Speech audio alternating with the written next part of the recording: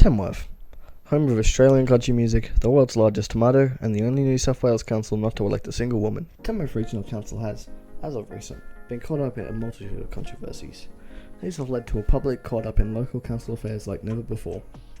Today, I will do a short case study on three of the main issues facing our region, namely Ray Walsh House, the 36% rate rise, and overall council transparency.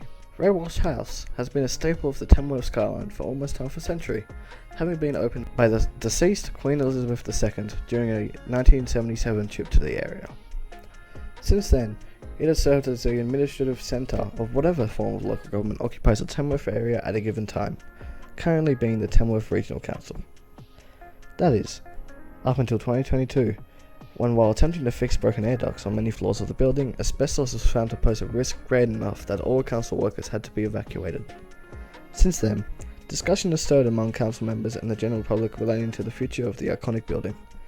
This was one of the leading topics during the recent local government elections, in which two groups and two candidates directly ran on the platform of saving Ray Walsh House.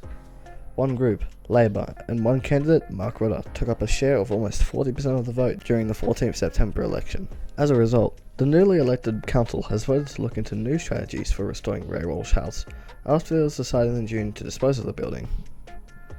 It seems the future of Ray Walsh House issue may be looking brighter, unlike the next issue, the rate rises. Many councils around New South Wales have been looking to rate rises to bring in more revenue as of recent, including the Tamworth Regional Council. Between 2023 and 2024, rate rises were discussed at large, with a clear factional divide beginning to ferment. This was between the Mayor Russell Webb along with 6 other councillors, who were for the rate rises based on financial reasoning, opposed to Mark Rodder and Labour's Steve Mears, who opposed the rate rises due to the ongoing cost of living crisis affecting all of Australia, especially those who are already barely scraping by as is. Against the wishes of 3,000 submissions on the rate rise, which voted 97% against the rate rise, being dismissed by Mayor Webb as insignificant, Council voted 7-2 for the first half of the rate rise, meaning Tamworth ratepayers will see an 18.5% increase in the 2024 to 2025 financial year. The popularity of this move was made abundantly clear when the local elections came around, with Mark Rodder earning 25% of the vote and Webb at a measly 6.7%, only being re-elected to council through preferences.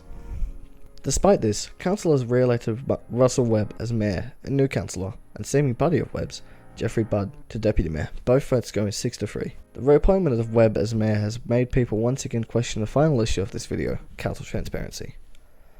Along with Ray Walsh House and the rate rises, transparency was a paramount issue for voters during the local government election.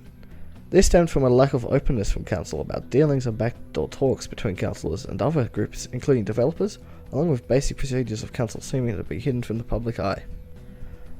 Almost as soon as council made the decision to dump Ray Walsh House, talks with property developers on selling the building began. Along with this, it has been reported that council devalued the building by $12 million during these talks.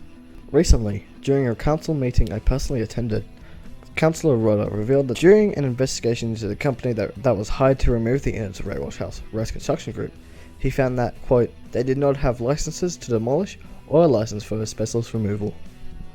These, among other breaches of public trust, led to degradation of trust in the previous council to the point where a majority of councillors elected on September 14th are new to council, including Charles MP, who previously served on council though lost in the 2019 election. Since the election, new controversy has sprouted, relating largely to the reappointment of Russell Webb as mayor and the formation of seeming voting blocks within council.